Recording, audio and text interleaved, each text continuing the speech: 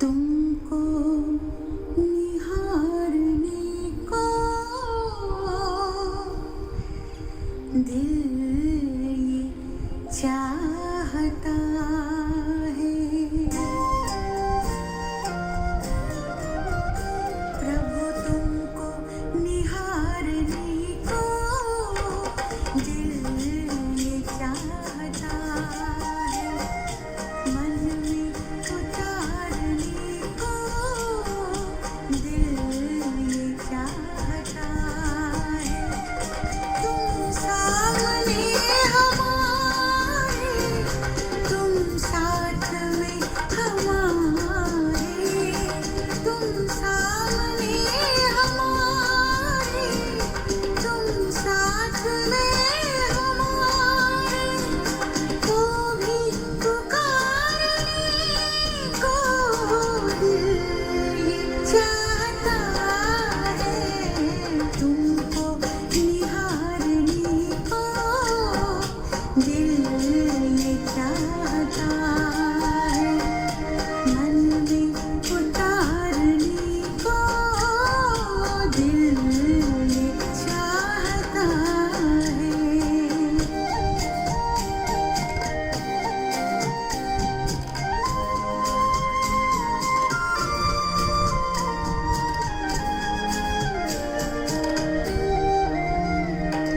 ये ज्योति बिंदु प्यारा,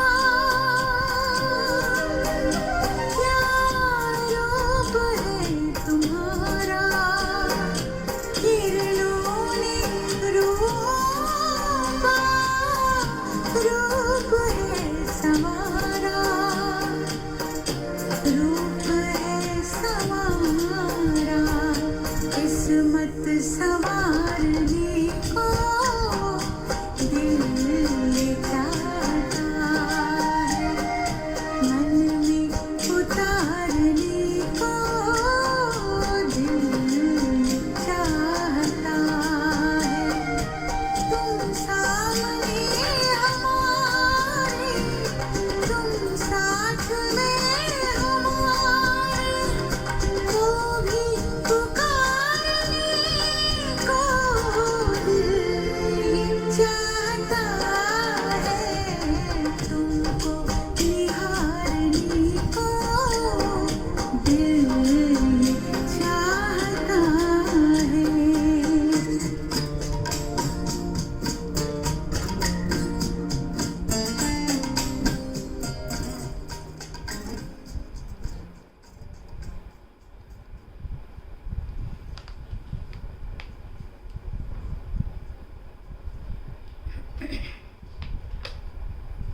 ओम शांति। ओम शांति। हम सभी आज के बाबा के महावाक्य 11/7/2020 के सुनेंगे। बाबा के इन महावाक्यों में रोज ही बाबा हम बच्चों को बहुत ही शिक्षा भरी बातें देते रहते हैं। बाबा आज भी हमें याद दिला रहे हैं कि बाबा कहते हैं कि कई बच्चे कहते हैं कि बाबा फलाने का ताला बुद्धि का खोल दो, या तो पति के बुद्धि का ताला खोल दो। लेकिन बाबा कहते हैं बच्चे, क्या मैं इसके लिए आया हूँ क्या?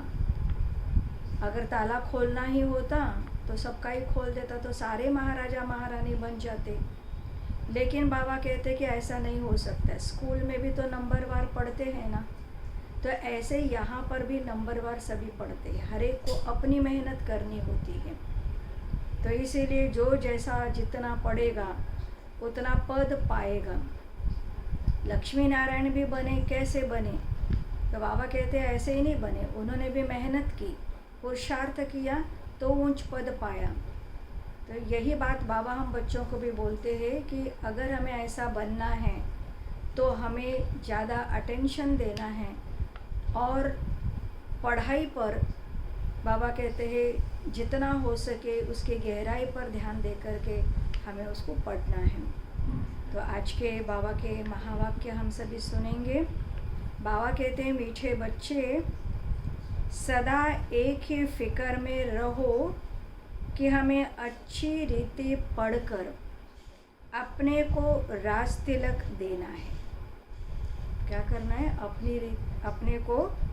अपने आप को ही राज तिलक देने के लिए अच्छी रीति पढ़ने की आवश्यकता है। पढ़ाई से ही राजाई मिलती है। आज का प्रश्न है, बच्चों को किस उल्लास में रहना है, दिल शिकस्त नहीं होना है, क्यों? तो बाबा कहते हैं, सदा यही उल्लास रहे कि हमें इन लक्ष्मी नारायण जैसा बनना है। इसका पुरुषार्थ करना है। दिल शिकस्त कभी नहीं होना है, क्योंकि ये पढ़ाई बहुत सहज है। ये पढ़ाई कोई बहुत कठिन नहीं है। 2 अक्षर की पढ़ाई ये बहुत सहज है। घर में रहते भी पढ़ सकते हो। इसकी कोई फीस नहीं है। कई बच्चे कहेंगे कि फ़ीस नहीं है, फ़ीस दे नहीं सकते, इसलिए हम पढ़ नहीं सकते। लेकिन बाबा तो हम बच्चों को, क्योंकि बाप है हमारा, तो हम बच्चों को वो पढ़ा रहा है। उसकी कोई फ़ीस वगैरह लेने की ज़रूरत ही नहीं है। बाबा तो गरीबों को पढ़ाता है। लेकिन हिम्मत ज़रूर चाहिए कि पढ़ाई पढ़ने की खुद को हिम्मत रखनी चाहिए। आज का गीत है, तुम ही हो माता पिता, तुम ही हो बंधु सखा, तुम ही हो। ओम शांति। बच्चों ने अपने बाप की महिमा सुनी। महिमा एक की ही है और कोई की महिमा गाई नहीं जाती। जबकि ब्रह्मा विष्णु शंकर की भी महिमा नहीं है। बाबा कहते हैं, ब्रह्मा द्वारा स्थापना कराते, शंकर द्वारा विनाश और विष्णु द्वारा पालना कराते। लक्ष्मी नारायण को ऐसा लायक तो शिव बाबा ने ही बनाया। उनकी ही महिमा है। तो जो बनाने वाला है वो कितना ऊंचा होगा, वो कितना श्रेष्ठ होगा। तो जो भी सारी महिमा वो किसकी महिमा है? शिव बाबा की महिमा है। उनके सिवाय फिर किसकी महिमा गाई जाए? अगर शिव बाबा ना होता तो लक्ष्मी नारायण कहाँ से होते? तो इसलिए महिमा जो भी है वो सारी शिव बाबा की। इनको ऐसा बनाने वाला टीचर न हो तो ये भी ऐसे न बने। फिर महिमा है सूर्यवंश घराने की। पहली महिमा है शिव बाबा की, तो है ही महिमा, लेकिन बनाने वाला श्री लक्ष्मी नारायण को। लेकिन उसके बाद है सूर्यवंशी घराना, जो नंबर 1 वाला घराना, जो राज्य करते हैं। बाप संगम पर न आए तो इन्हों को राजाई भी मिल न सके। जो नंबर 1 राजघराना है सूर्यवंशी, वो भी कौन देगा? देने वाला तो शिव बाबा ही है। और तो किसी की महिमा है ही नहीं है। फॉरेनर्स आदि कोई की भी महिमा करने की दरकार नहीं है। महिमा है ही सिर्फ एक की, दूसरा न कोई। ऊंचते ऊंच शिव बाबा ही है। उनसे ही ऊंच पद मिलता है ना, तो उनको अच्छी तरह से याद करना चाहिए। अपने को राजा बनाने के लिए आप पे ही पढ़ना है। बाबा तो हमें रोज़ पढ़ा रहे, लेकिन फिर भी सारा दिन भर में पढ़ाई को रिवाइज करने की आवश्यकता है। इसलिए बाबा कहते खुद ही पढ़ो। जैसे बैरिस्टरी पढ़ते हैं तो अपने को पढ़ाई से बैरिस्टर बनाते हैं ना। तुम बच्चे जानते हो शिव बाबा हमको पढ़ाते हैं। जो अच्छी रीति पढ़ेगा वही ऊंच पद पाएगा। नहीं पढ़ने वाले पद भी ना पा सके। पढ़ने के लिए श्रीमत मिलती है।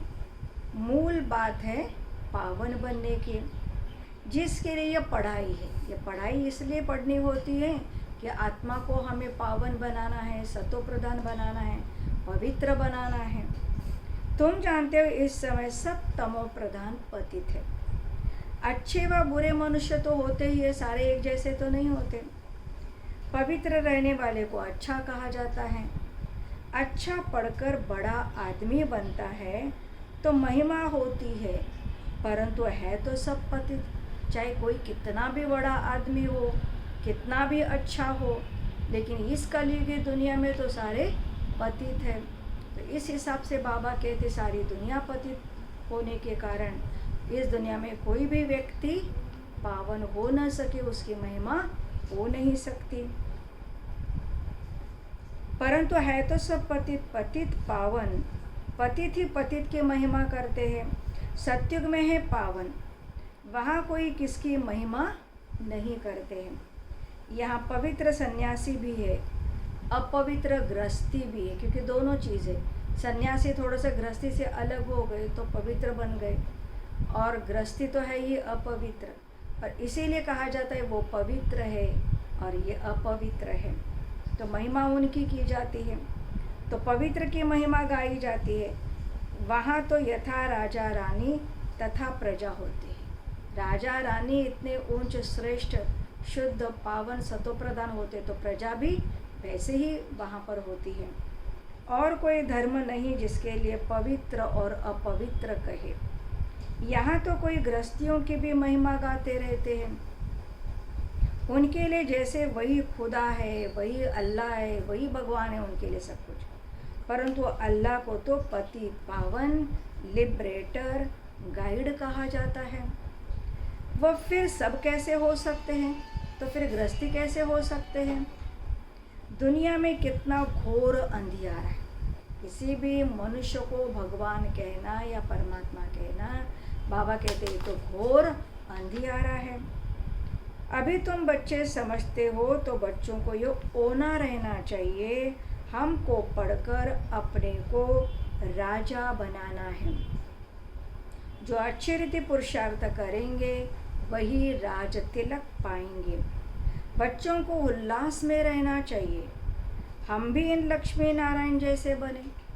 बाबा कहते हमारा एम है। बाबा हम बच्चों को हमेशा कहते अपने एम ऑब्जेक्ट को सामने रखो। जब हमारा एम ही है मुझे श्री लक्ष्मी नारायण बनना है, तो उस अनुसार हमारी पढ़ाई होगी, और ये मंजिल इतनी ऊंची मंजिल है, उस मंजिल पर जाने के लिए फिर हम मेहनत करेंगे। इसलिए बाबा क्या कहते हैं कि लक्ष्मी नारायण जैसे बनना, ये उल्लास रहना चाहिए, इसमें मूंझने की दरकार नहीं। पुरुषार्थ करना चाहिए, दिल शिकस्त नहीं होना चाहिए। ये पढ़ाई ऐसी है, खटिया पर सोए हुए भी पढ़ सकते हो, कितनी आसान पढ़ाई है। अगर स्कूल में नहीं आ सकते हैं, बीमार है, तो बाबा कहते खटिया पर लेटे लेटे भी तो पढ़ सकते हो। जो विलायत में रहते तो विलायत में रह कर के भी पढ़ सकते हैं, घर में रहने वाले घर में भी रह कर के पढ़ सकते हो। इतनी सहज पढ़ाई है। मेहनत कर अपने पापों को काटना है और दूसरों को भी समझाना है। दूसरे धर्म वालों को भी तुम समझा सकते हो। कोई को भी ये बताना है तुम आत्मा हो, क्योंकि संसार में बेशक अलग अलग धर्म होंगे, लेकिन है तो सभी आत्मा है। तो आत्मज्ञान तो सभी धर्म वालों को देना है। आत्मा का स्वधर्म एक ही है, इनमें कोई फर्क नहीं पड़ सकता। शरीर से ही तो अनेक धर्म है, जो अनेक धर्म बट गए शरीर के कारण। लेकिन बाबा कहते हैं आत्मा का तो एक ही धर्म है। आत्मा का धर्म है शांति, आत्मा का धर्म है पवित्रता। सबका एक ही धर्म है, सब एक ही बाप के बच्चे हैं। आत्माओं को बाबा ने अडॉप्ट किया है, इसलिए ब्रह्मा मुख वंशावली गाए जाते हैं। कोई को भी समझा सकते हो आत्मा का बाप कौन। बाबा कहते हैं किसी को भी किसी भी धर्म का हो, लेकिन आत्मा है तो आत्मा का भी तो कोई बाप होगा। फॉर्म जो तुम भराते हो उसमें बड़ा अर्थ है। बाप तो ज़रूर है ना, जिसको याद भी करते हैं। आत्मा अपने बाप को याद करती है। आजकल तो भारत में कोई को भी फादर कह देते हैं, जो भी मिला उसको भी फादर कह देते हैं, मेयर को भी फादर कहेंगे, परंतु आत्मा का बाप कौन है उसे जानते ही नहीं हैं। गाते भी हैं तुम माता पिता हम बालक तेरे, तुम्हारी कृपा से सुख घने रे। केवल गाते हैं, लेकिन वो माता पिता कौन है ये पता नहीं, परंतु वो कौन है कैसे हैं कुछ भी पता नहीं है। भारत में ही तुम माता पिता कह करके बुलाते हैं। और ये वंडरफुल बात है, केवल भारत ही एक देश ऐसा है जहाँ पर माता पिता कह करके बुलाया जाता है। अन्य देशों में केवल पिता कह करके बुलाते हैं, फादर के लिए कहते हैं। बाप ही यहाँ आकर मुख वंशावली रचते हैं। भारत को ही मदर कंट्री कहा जाता है, क्योंकि यहाँ ही शिव बाबा माता पिता के रूप में पार्ट बजाते हैं। यहाँ ही भगवान को माता पिता के रूप में याद करते हैं। विदेशों में तो सिर्फ गॉड फादर कह करके बुलाते हैं, वहाँ माँ को याद नहीं करते। परंतु माता भी तो चाहिए ना, अगर फादर है तो माँ भी चाहिए, जिससे बच्चों को अडॉप्ट करे। पुरुष भी स्त्री को अडॉप्ट करते हैं, फिर उनसे बच्चे पैदा होते हैं, रचना रची जाती है। यहाँ भी बाबा कहते हैं, इसमें भी परमपिता परमात्मा बाप प्रवेश कर अडॉप्ट करते हैं। परमात्मा ने भी ब्रह्मा के तन में प्रवेश किया, उसको अडॉप्ट किया। बच्चे पैदा होते इसलिए इनको माता पिता कहा जाता है। तो मुख से फिर बच्चों को पैदा करते हैं, अर्थात मुख वंशावली ब्राह्मणों को रचते हैं। वह है आत्माओं का बाप, फिर यहाँ आकर उत्पत्ति करते हैं। यहाँ तुम बच्चे बनते हो तो फादर और मदर कहा जाता है। वह तो है स्वीट होम, आत्माओं का रहने का स्थान, वो तो है स्वीट होम है, मीठा घर है, जहाँ सब आत्माएं रहती है। वहाँ भी बाप के बगैर कोई ले जा न सके। शिव बाबा जब तक न आए तब तक हम अपने घर भी जा नहीं सकते।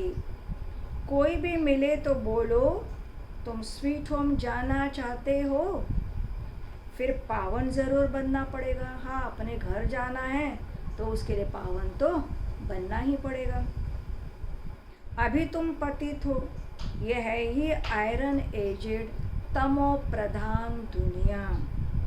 अभी तुमको जाना है वापस घर। आयरन एजेड आत्माएं तो वापस घर जा न सके। बाबा कहते हैं जो आयरन एजेड बन चुकी है, लोहे समान बन चुकी है, इतनी तमो प्रधान बन चुकी है, वो घर तो जा न सके। आत्माएं स्वीट होम में पवित्र हो रहती है। तो अब बाप समझाते हैं, बाप की याद से ही विकर्म विनाश होंगे। कोई भी देहदारी को याद न करो। बाप को जितना याद करेंगे उतना पावन बनेंगे और फिर ऊंच पद भी पाएंगे। नंबर 1 लक्ष्मी नारायण के चित्र, बाबा कहते हैं लक्ष्मी नारायण के चित्र पर कोई को भी समझाना बहुत सहज है कि इनको बनाने वाला कौन है, ये कैसे बने, क्या हुआ। तो बाबा कहते हैं इन चित्र पर भी समझाना बहुत सहज है। भारत में इनका राज्य था। ये जब राज्य करते थे तो विश्व में शांति थी। विश्व में शांति बाप ही कर सकते हैं और कोई की ताकत ही नहीं कि जो सारे विश्व में शांति हो। अभी बाप हमको राजयोग सिखला रहे हैं। नई दुनिया के लिए राजाओं का राजा कैसे बन सकते, वो बाबा ही हमको बतलाते हैं। बाप ही नॉलेजफुल है, परंतु उनमें कौन सी नॉलेज है ये कोई नहीं जानते। नॉलेज तो है लेकिन कौन सी नॉलेज है ये दुनिया वाले नहीं जानते। बाबा ने हमें समझ दी है।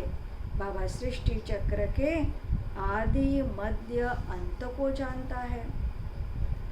तो इसीलिए बाबा क्या कहते हैं, नॉलेज कौन सी है ये नहीं जानते। सृष्टि के आदि मध्य अंत की हिस्ट्री ज्योग्राफी बेहद का बाप ही सुनाते हैं। मनुष्य तो सभी कहेंगे सर्वव्यापी है, या कहते सबके अंदर को जानने वाला है, फिर अपने को तो कह न सके।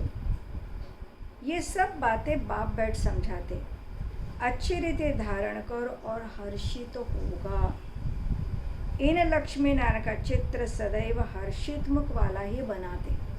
लक्ष्मी नारायण के चित्र को देखो तो कितना सुंदर है, कितने हर्षित मुख है।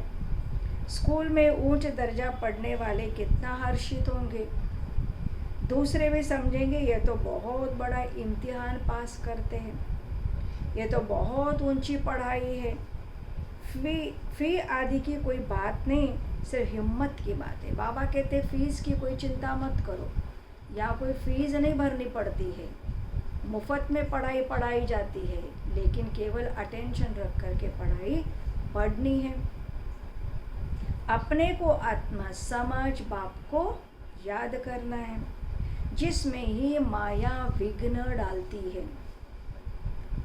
बाप कहते पवित्र बनो, बाप से प्रतिज्ञा कर फिर काला मुंह कर देते हैं। बहुत ज़बरदस्त माया है, फेल हो जाते हैं फिर उनका नाम नहीं गाया जा सकता।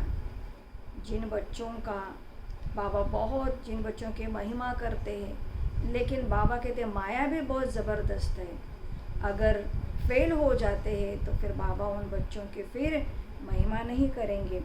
फलाने फलाने शुरू से लेकर बहुत अच्छे चल रहे, महिमा गाई जाती है। बाबा कहते अपने लिए आप ही पुरुषार्थ कर राजधानी स्थापन करनी है, राजधानी को प्राप्त करनी है। तो बाबा कहते खुद को ही पढ़ाई पढ़नी होगी, पढ़ाई से ऊंच पद पाना है। यह है ही राजयोग, ये कोई प्रजा योग नहीं है। बाबा हमको कोई प्रजा बनने के लिए योग नहीं सिखाते, राजा बनने के लिए योग सिखाते। परंतु प्रजा भी तो बनेगी ना, क्योंकि सारे तो राजा बनेंगे नहीं, इतनी मेहनत भी नहीं करेंगे, इतना पुरुषार्थ भी नहीं करेंगे, अटेंशन भी नहीं देंगे, विकर्मों का विनाश नहीं करेंगे, तो फिर तो राजा कैसे बनेंगे। और सर्विस नहीं करेंगे तो भी राजा नहीं बनेंगे। इसलिए बाबा क्या कहते हैं, तो अपने आप ही प्रजा बन जाती है। शक्ल और सर्विस से मालूम पड़ जाता है कि ये क्या बनने लायक है। घर में स्टूडेंट की चाल चलन से समझ जाते हैं कि बच्चा कितना अच्छी पढ़ाई पढ़ता है या नहीं पढ़ता है, ये पता पड़ता है। ये फर्स्ट नंबर में आने वाला है या थर्ड नंबर में आने वाला है। यहाँ भी ऐसे है, जब पिछाड़े में इम्तिहान पूरा होगा तब तुमको सब साक्षात्कार होंगे। लास्ट में बाबा कहते हैं इम्तिहान हो जाएगा तो साक्षात्कार होंगे। साक्षात्कार होने में कोई देरी नहीं लगेगी, 1 सेकंड का साक्षात्कार, हम क्या बनने वाले हैं। फिर लज्जा आएगी, हम नापास हो गए। नापास होने वाले को प्यार कौन करेगा। मनुष्य बाइस्कोप देखने में खुशी का अनुभव करते। अब बाबा दूसरी बात भी बताते हैं, क्यों पढ़ाई में अटेंशन नहीं होता है, तो आजकल बाइस्कोप फिल्मों का क्रेज़ बहुत है, तो इसलिए बाबा कहते हैं तो खुशी का अनुभव नहीं करते। लेकिन बाबा कहते हैं नंबर 1 गंदा बनाने वाला है बाइस्कोप। उसमें जाने वाले बहुत करके फेल हो करके गिर पड़ते हैं। कोई फीमेल भी ऐसे जो बाइस्कोप में जाने बगैर तो नींद न आए। बाइस्कोप देखने वाले अपवित्र बनने का पुरुषार्थ का ज़रूर करेंगे। यहाँ जो कुछ हो रहा है जिसमें मनुष्य खुशी समझते हैं वह सब है दुख के लिए। चाहे संसार में चाहे कितनी भी तरक्की हो रही है, लेकिन बाबा कहते दुख के सिवाय और कुछ भी प्राप्त हो न सके। इसलिए बाबा कहते यहाँ सब कुछ दुख ही दुख मिलेगा। यह है विनाशी खुशियाँ। अल्पकाल के लिए खुशी मिलती है तो ये विनाशी खुशी है। अविनाशी बाप से ही मिलती है। तुम समझते हो बाबा हमको इन लक्ष्मी नारायण जैसा बनाने आए हैं। वैसे आगे तो 21 जन्म के लिए लिखते थे, 21 जन्म हम सुख भोगेंगे लिखते थे। अभी बाबा लिखते 50-60 जन्म तुम सुख शांति से रहेंगे, सारे सुख समृद्धि वैभव भोगेंगे। क्योंकि द्वापर में भी पहले तो बहुत धनवान सुखी ही रहते हैं ना, बलपतित बनते हो तो भी धन बहुत रहता है। ये तो बिल्कुल जब तम प्रधान बनते हो तब दुख शुरू हो जाता है। पहले तो सुखी रहते हो, जब बहुत दुखी होते हो तब बाबा को आना पड़ता है, तब बाबा आते। बाबा कहते महा अजामिल जैसे पापियों का भी बाबा आकर के उद्धार करते हैं। बाबा कहते मैं सबको ले जाऊंगा शांति धाम, क्योंकि सबको मुक्ति तो चाहिए, मुक्ति के लिए तो चाहना रखते, लेकिन देगा कौन? तो बाबा कहते मैं ही सबको मुक्ति धाम में ले चलूँगा, फिर सत्य के राजाएं भी तुमको दूंगा। सबका कल्याण तो होता है ना, सबको अपने ठिकाने पर पहुंचा देता हूँ, चाहे वो शांति में चले जाएं, चाहे वो सुख में जाएं, लेकिन हर एक आत्मा को ठिकाना ज़रूर मिलेगा। सत्युग में सबको सुख रहता है, शांति धाम में भी सुखी रहते हैं, वहाँ कौन सा दुख है? वहाँ तो शरीर ही नहीं है। कहते विश्व में शांति हो, बोलो इन लक्ष्मी नारायण का जब राज्य था तो विश्व में शांति थी। दुख की तो बात ही नहीं हो सकती, न दुख है न अशांति। यहाँ तो घर घर में अशांति है, देश देश में अशांति है, सारे विश्व में अशांति फैली हुई है। कितने टुकड़े टुकड़े हो गए हैं, कितनी फ्रैक्शन है, 100 माइल पर भाषा अलग है, कितनी भाषाएं हैं, कितने धर्म हैं, कितने जातियां हैं, कितने टुकड़े टुकड़े हो गए, छोटी छोटी बातों में लड़ते झगड़ते रहते। तो अब बाबा कहते हैं, अब कहते हैं भारत की प्राचीन भाषा संस्कृत है, बोलते हैं। अब आदि सनातन धर्म का ही किसी को पता नहीं है, तो फिर कैसे कह सकते कि संस्कृत भाषा सबसे प्राचीन है? तुम बता सकते हो आदि सनातन देवी देवता धर्म कब था? तुम्हारे में भी नंबरवार है। हाँ, बाबा कहते बच्चों में भी तो नंबरवार है। कोई तो बहुत डल हेड भी होते हैं, देखने में भी आता है कि जैसे पत्थर बुद्धि है। अज्ञान काल में भी कहते हैं ना, हे भगवान इनकी बुद्धि का ताला खोल दो, ऐसा बोलते हैं। जो बुद्धू है, जो इतना दिमाग नहीं है, तो कहते हैं इनके बुद्धि का ताला खोलो। बाप तुम सब बच्चों को ज्ञान की रोशनी देते हैं, उससे ताला खुलता जाता है। फिर भी कोई कोई की बुद्धि खुलती नहीं है। बाबा तो ताला खोलने के लिए आ गया, बाबा सत्य ज्ञान दे रहा है, लेकिन इस ज्ञान को हम अच्छी तरह से अपने अंदर धारण नहीं करते, तो बुद्धि का ताला खुलता नहीं है। तो इसीलिए कई कहते हैं कि बुद्धि खुलती नहीं है। कहते बाबा आप बुद्धिवानों की बुद्धि हो, हमारे पति की बुद्धि का ताला खोलो। बाबा कहते हैं इसलिए मैं थोड़ी आया हूँ यहाँ पर सबके बुद्धि का ताला खोलने के लिए। जो एक एक के बुद्धि का ताला बैठ करके खोलो, फिर तो सबकी बुद्धि खुल जाए, और फिर सत्य की दुनिया में स्वर्ग में तो सारे महाराजा महारानी बन जाए। हम कैसे सबका ताला खोलेंगे? उनको सत्युग में आना ही नहीं होगा, तो हम ताला कैसे खोलेंगे? ड्रामा अनुसार समय पर ही उनकी बुद्धि खुलेगी। कई बार होता है समय आने पर ही ज्ञान समझ में आता है, समय के पहले चाहे ज्ञान कितना भी सुनोगे तो भी समझ में नहीं आता। मैं कैसे खोलूँगा? ड्रामा के ऊपर भी तो है ना। बाबा कहते जो ड्रामा में होगा वही तो सब कुछ होगा। ड्रामा अनुसार बाबा को भी आना पड़ता है। सब फुल पास थोड़ी होते हैं, स्कूल में भी तो नंबरवार होते हैं। ये भी पढ़ाई है, प्रजा भी तो बनना है। सबका ताला खुल जाए तो प्रजा कहाँ से आएगी? सारे राजा बन करके बैठ गए तो फिर प्रजा कहाँ से आएगी? किस पर राज्य करेंगे? इसलिए बाबा कहते हैं ऐसे तो हो ही नहीं सकता। ये तो कायदा नहीं है। तुम बच्चों को पुरुषार्थ करना है। हर एक के पुरुषार्थ से जाना जाता है। जो अच्छी रीति पढ़ते हैं उनको जहाँ तहाँ बुलाया जाता है।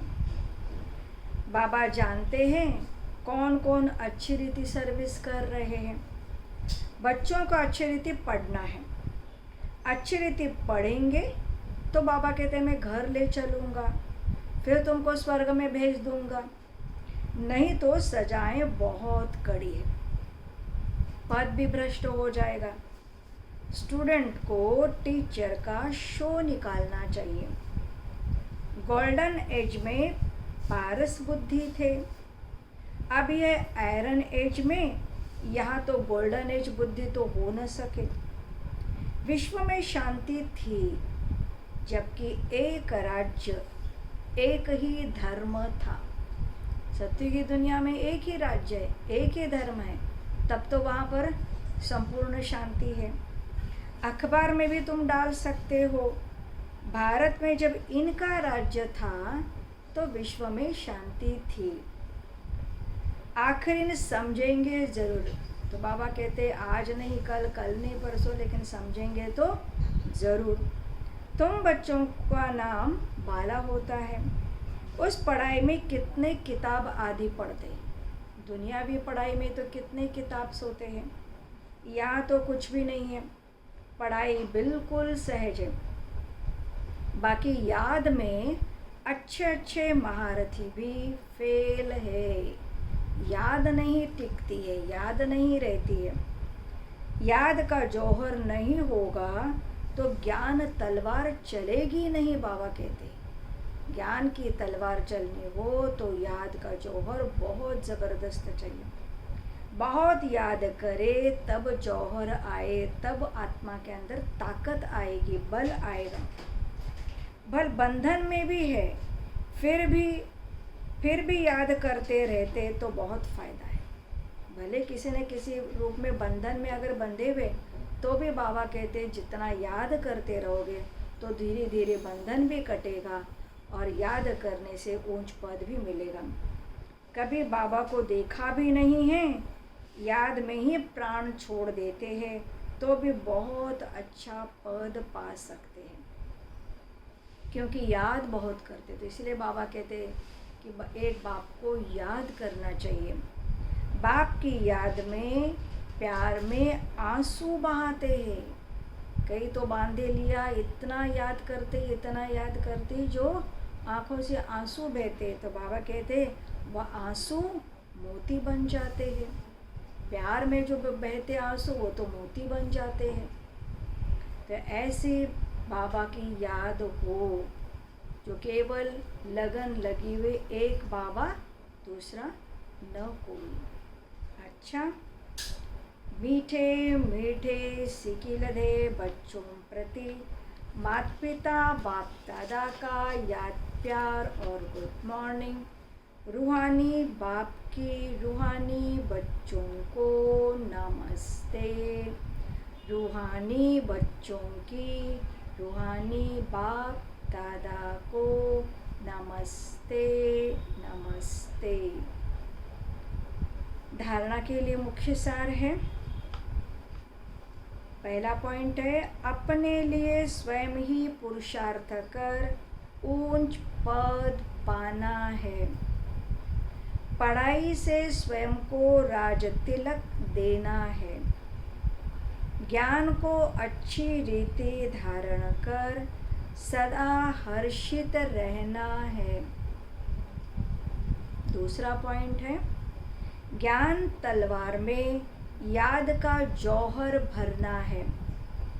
याद से ही बंधन काटने हैं।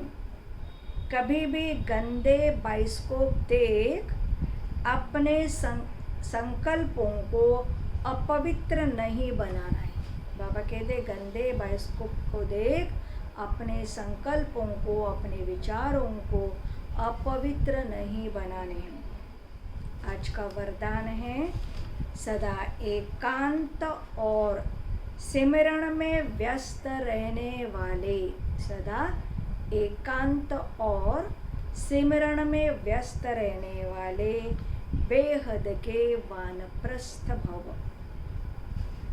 बेहद के वानप्रस्थी भव।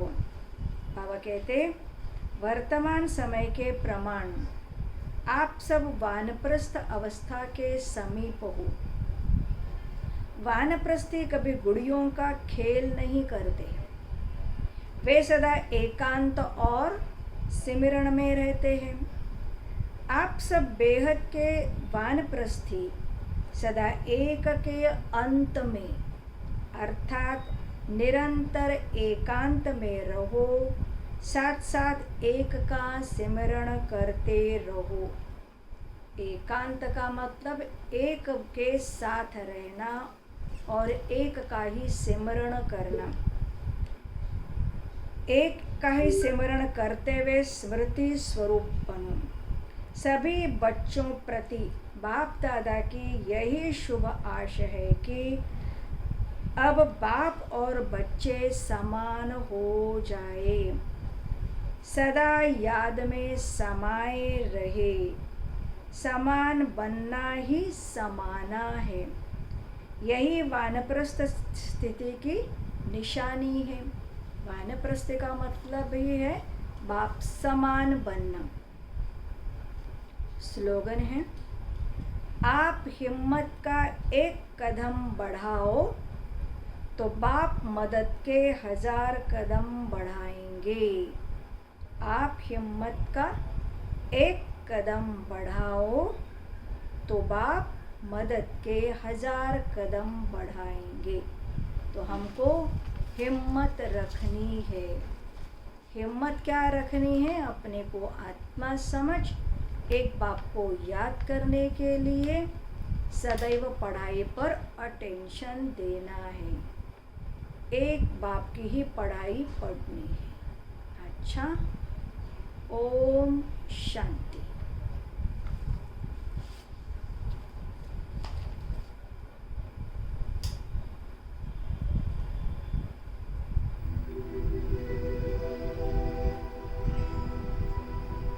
प्रेम से बस दो घड़ी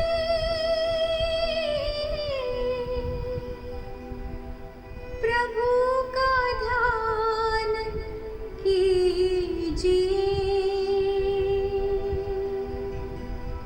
प्रभु का ध्यान कीजिए।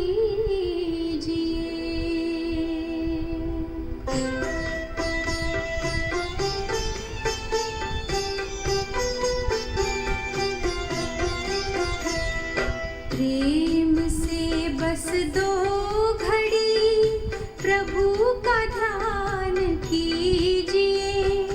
अपनी अंतर आत्मा को शांति से भर